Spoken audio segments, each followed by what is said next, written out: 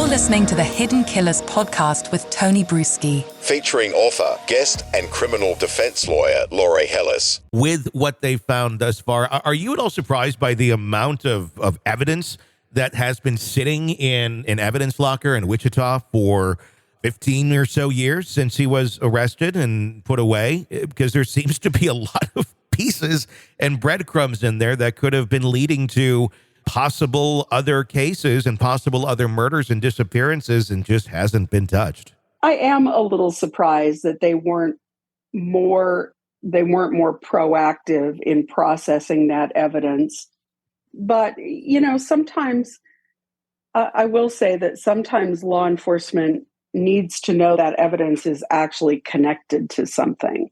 So until the point that they thought, oh, maybe this evidence is connected to this particular entry in his diary or this particular case, maybe they felt like they didn't want to risk, we don't know how much is there. Yeah. So we don't know whether or not they would be consuming all that by testing it. And, sometimes law enforcement doesn't want to do that sort of shotgun approach. They want to be more focused and more aiming at something. So, I am a little surprised, but it's possible that could be the reason why, that they really were waiting for something to be a little bit more, to be able to be pointed in a direction that could lead to some fruitful evidence. It'll be interesting to see if anything does come up that is solid enough to make any sort of conviction. Right now, we just have those writings, and yeah, it is incredibly creepy, and I don't know how coincidental it is that he was writing about Bad Wash Day, just expressing his fantasy to Sheriff Eddie Virden about seeing a girl across at a laundromat and having fantasies about what he wanted to do with her. And then this actually happens at that same point in time where he was installing ADT across the street. This girl goes missing. However, we have no body with this case. We don't really know exactly what happened. All we have is that little bit of writing, which is really, truly not enough to convict somebody on. If there's other things, not. What else? We're talking so many years ago, if we do find something in one of his hidey holes or in the evidence locker that maybe has her DNA on it, then you got a hell of a lot stronger case going on.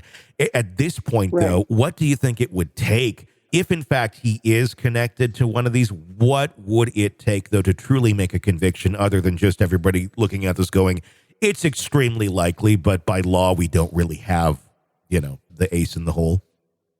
Right.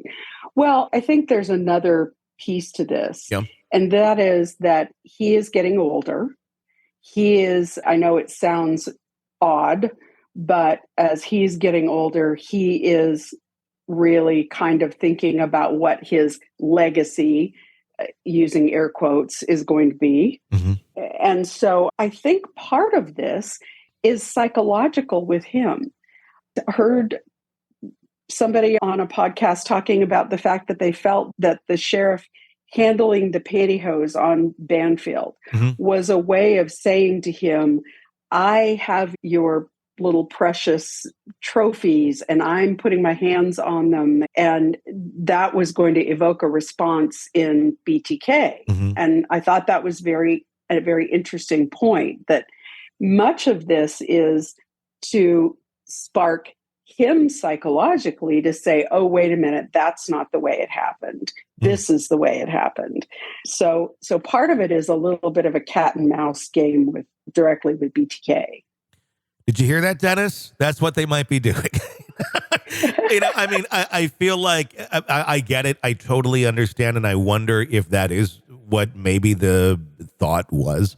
I just don't know how successful that will be. The response that I heard directly from the sheriff department, because I guess what happened the other day when the DA made his statement of, we don't really have anything right here to go with, but the OSBI should be looking into it further.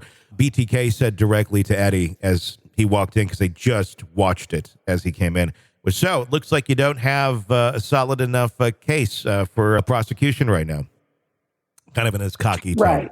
So Well, it's very clear that BTK is watching all the coverage. 100%. And, I think one of the interesting wrinkles is bringing Carrie in because she knows him, and she nailed that right away. Mm-hmm. She said, he's watching all this coverage. He's eating it up. He is really into it. Mm-hmm. Yeah. I guess I'm surprised if he only has so much time left. Why not play some games? Why not throw some clues out there before you're dead, Dennis? Yeah. I think we're going to see that. I do. I think we're going to see that because he played with the police writing letters and kind of playing catch me if you can early on in the cases before he was arrested. Yeah. So, I think we're going to see him continue to do that because he thinks he's smarter than everybody else in the room and that he can manipulate the police the way that he did for years. We'll see. I think it would be interesting if he did do that and see just how smart Dennis thinks he really is. I don't know. I think that he can be easily outsmarted at this point, but we shall see. We shall see. It's always interesting to kind of watch him. I think that's true because he's on the inside. Yeah. He doesn't have any ability to manipulate his environment or the environment they're investigating. So I think that's true. You're consuming the Hidden Killers podcast. Want more? Start binging on all of our true crime podcasts right now through Apple Podcasts and get an ad-free experience when you sign up to be a True Crime Today Premium Plus member exclusively on Apple Podcasts. More of the Hidden Killers podcast dropping soon. Press subscribe now.